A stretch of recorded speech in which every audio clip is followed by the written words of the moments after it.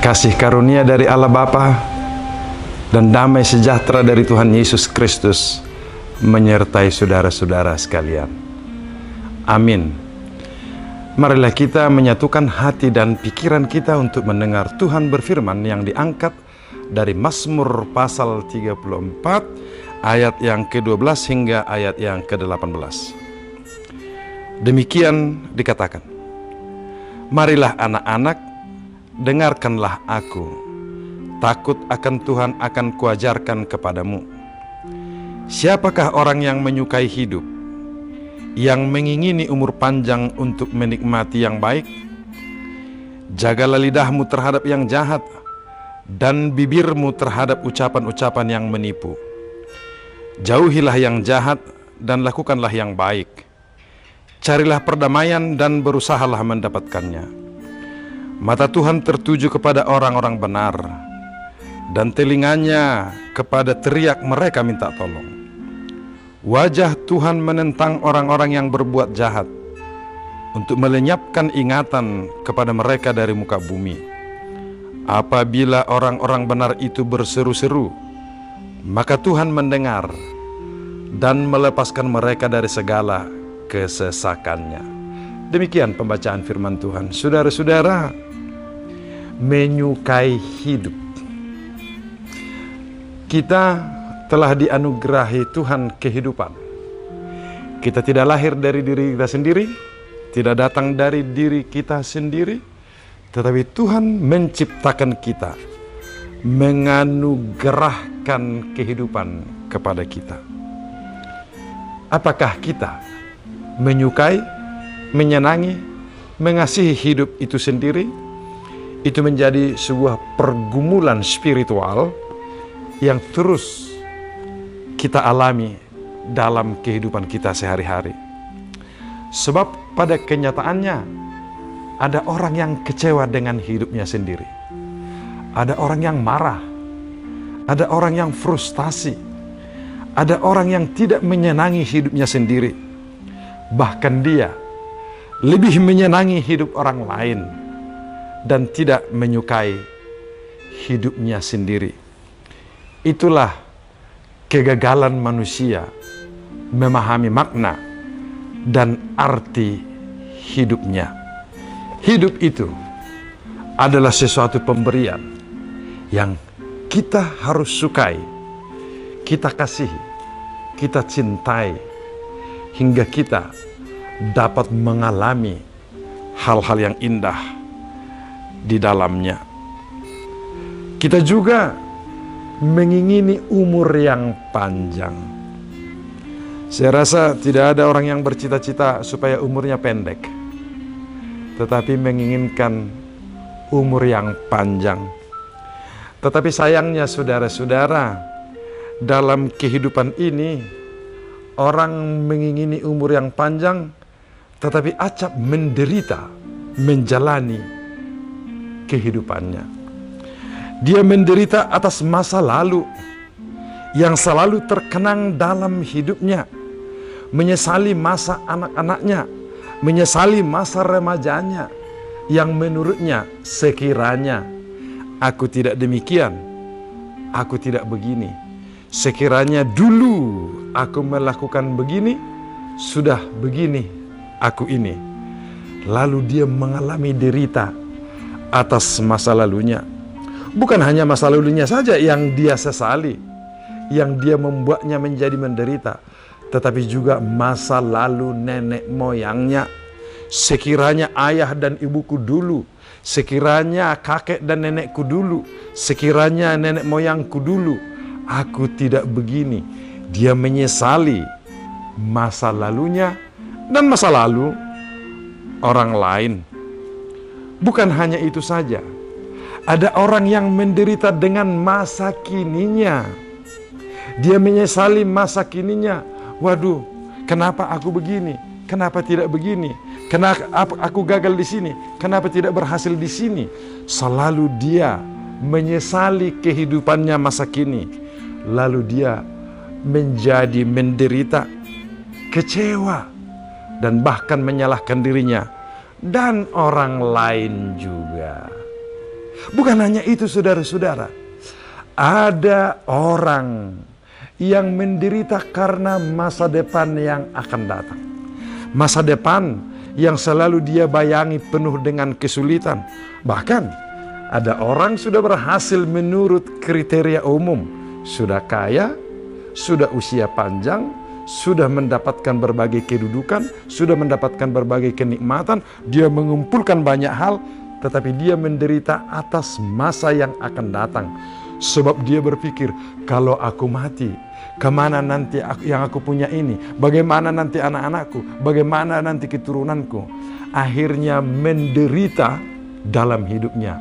Menderita atas masa lalu, menderita atas masa kini, menderita atas masa yang akan datang. Saudaraku, orang yang takut akan Tuhan dikatakan mengingini umur panjang dan menikmati hal-hal yang baik.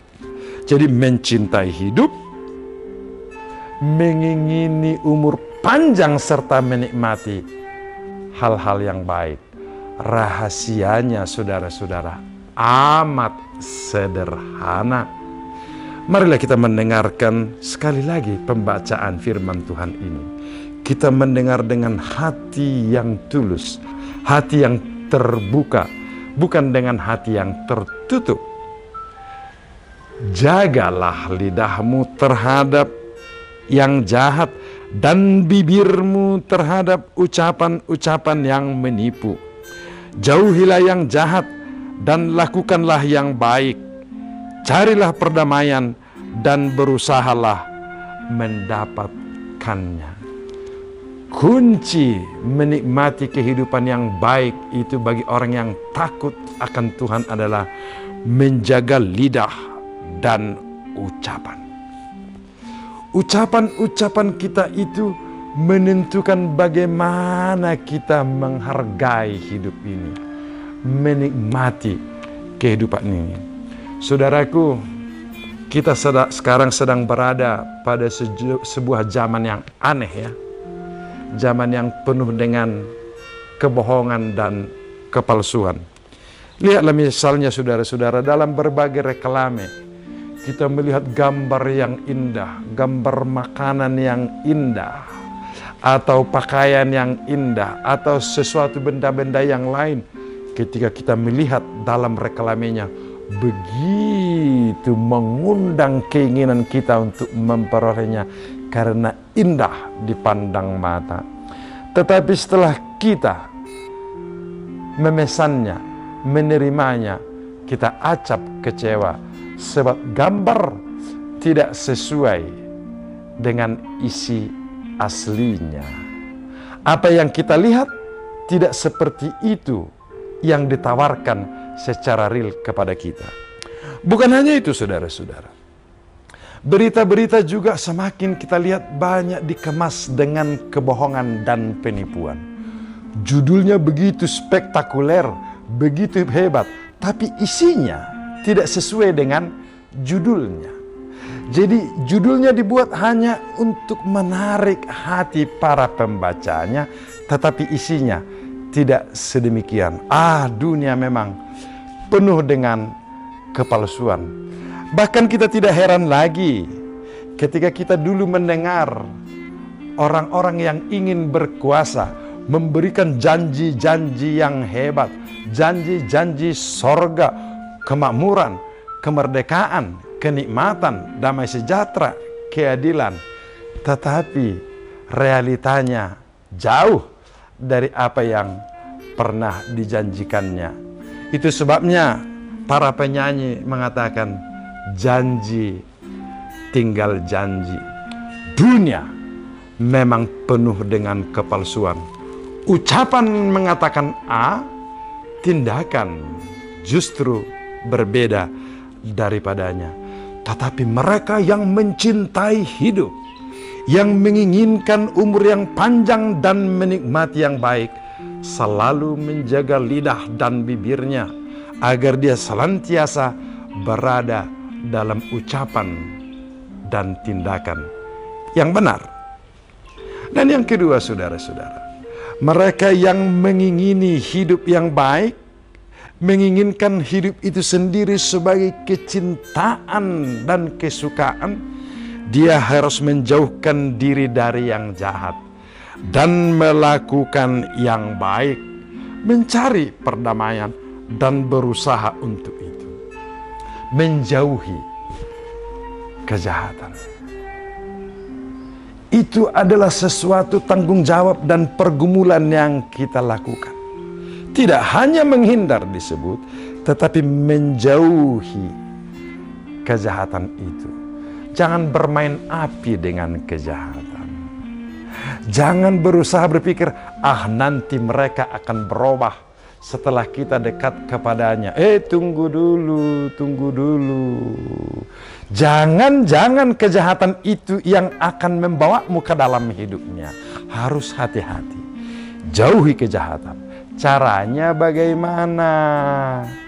Lakukanlah yang baik. Itu sebabnya Paulus kepada jemaat Roma mengatakan, kalahkanlah kejahatan itu dengan kebaikan. Janganlah kamu kalah dengan kejahatan, tetapi dia harus dikalahkan dengan kebaikan. Berbuat baik, itulah hidup yang nikmat. Semakin banyak kau melakukan yang baik dalam hidupmu, kau akan merasakan betapa enaknya dan indahnya kehidupan itu. Semakin banyak engkau melakukan yang jahat dengan bibir dan lidah yang mengucapkan hal-hal yang menipu, batinmu akan menderita. Sekalipun dunia ini kau bisa bohongi dalam waktu yang singkat, atau sekalipun banyak orang yang bisa kau bohongi dalam waktu yang panjang, tetapi kebenaran itu sendiri tidak pernah bisa dibohongi. Oleh karena itu saudara-saudara, kalau ingin menikmati hidup dengan umur yang panjang, dengan hati yang ikhlas dan terbuka, lakukan yang baik. Karena semakin banyak yang kau lakukan yang baik, semakin indah kehidupan ini. Semakin kau lakukan yang jahat meskipun kelihatannya berhasil, semakin menderita batinmu dan tidak ada orang yang bisa menolongmu. Sebab dirimu sendirilah yang menjadi hakim atas dirimu. Perbuatan-perbuatanmu yang jahat yang tersimpan itu dalam dirimu akan menjadi hakim atas dirimu dan tidak ada yang bisa menolongmu. Tetapi ingatlah, orang benar, orang yang berbuat baik, orang yang menjaga bibirnya dari yang jahat itu selalu dipandang oleh Allah. Seruan-seruan mereka akan didengarkan oleh Allah, dan Allah akan bertindak menyelamatkan mereka dari kesesakan. Saudara-saudaraku, kini kita secara bersama, saudara dan saya, bersama elemen dunia ini, telah berada dalam kesesakan yang penat. Kita tidak bisa mengingkari dan tidak bisa menyembunyikan realita bahwa pandemi COVID-19 ini telah melahirkan kesusahan bagi banyak orang. Kalau kita ingin punya kekuatan untuk lepas dari pandemi COVID-19 ini, saudara-saudara, kita harus memeriksa hati kita masing-masing. Di bagian manakah kita hidup? Semakin banyak kejahatan yang terjadi dalam kehidupan sehari-hari, semakin bertambah kesusahan bagi kita dan dunia ini. Semakin banyak omongan-omongan yang membohongi publik, yang membohongi orang banyak, semakin banyak kesusahan yang akan kita alami bersama. Maka yang perlu kita lakukan sekarang ialah menjaga agar ucapan kita berada dalam koridor yang benar. Hidup kita berada dalam koridor yang benar. Tuhan akan mendengar seruan-seruan kita dan akan membebaskan kita dari kesesakan. Tetapi selama ucapan-ucapan bibir kita ada dalam kepalsuan dan kebohongan, selama kita terus-menerus menumpuk kejahatan, seruan setinggi apapun, sekuat apapun, seluas apapun, sedalam apapun yang kita sampaikan, tidak akan didengarkan. Bahkan wajah Tuhan akan menentang orang-orang yang berbuat jahat dan melenyapkan ingatan mereka dari muka bumi ini. Jadi bukan hanya kesusahan ini saja yang menjadi fokus kita, tetapi kita, diri kita, hidup kita, sekeliling kita. Kita perlu mengalami pertobatan massal. Kita mengalami pertobatan bersama, bahwa hidup ini yang terpenting, saudara-saudara. Hidupmu dan hidupku. Hidupku terpelihara, hidupmu juga tidak terpelihara. Kita harus menjauhi usaha-usaha yang mengambil jarak di antara kita. Jarak ekonomi yang termakin lebar, jarak kemajuan yang semakin lebar, jarak kuasa yang semakin tinggi. Ini akan membuat kita makin menderita. Tetapi kalau kita secara bersama-sama menghargai, mencintai kehidupan itu, dan kita hidup dalam kebenaran, serta mengeluarkan ucapan-ucapan yang penuh dengan kasih, ucapan-ucapan yang penuh perdamaian, narasi-narasi yang menyejukkan, narasi-narasi kita yang menolong, literasi-literasi kita yang membangkitkan semangat kebersamaan, bukan meninggalkan sebagian, memajukan sebagian, tetapi secara bersama-sama. Hidupmu dan hidupku adalah anugerah Tuhan. Maka kita hidup dalam kebenaran, Tuhan akan mendengar seruan kita. Tuhan Yesus mengasihimu. Amin.